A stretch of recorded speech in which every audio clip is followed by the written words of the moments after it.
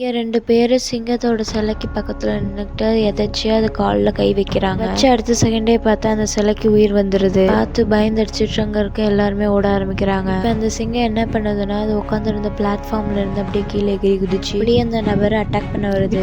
ஒரே வாயில முழுங்கிரும் போல. அந்த நபரு ரொம்பவே பயங்கரமா பயந்துட்டாரு. நல்ல வேலை கரெக்டா அந்த இடத்துக்கு கோஸ்ட் பஸ்டர்ஸ் எல்லாம் வந்துடுறாங்க. வந்து அதுல இருக்க ஒரு பொண்ணு நல்ல பவர்ஃபுல்லான ஒரு எலக்ட்ரிக் கன் எடுத்து அந்த சிங்கத்தோட வால்லே ஷூட் பண்ணிடுறா. அதனால அந்த வால் அப்படியே உடஞ்சு கீழே விழுந்துருது. ஆனா அந்த சிங்கம் பயங்கரமா கோவப்பட்டு திரும்பி இவ்வளவு அட்டாக் பண்ண வருது. அதை ஷூட் பண்ணலான்னு பார்த்தா கன் வேற ஒழுங்கா ஒர்க் ஆக மாட்டேங்குது. இந்த கேப்ல அந்த சிங்கமும் அப்படியே பாஞ்சு வருது. நல்ல வேலை கரெக்டான டைம்ல கன்னும் ஒர்க் ஆக ஆரம்பிச்சிருது. உடனே அவ இப்ப ஷூட் பண்ணிடுறா. அந்த சிங்கம் சில அப்படியே பீஸ் பீஸா சதறிது.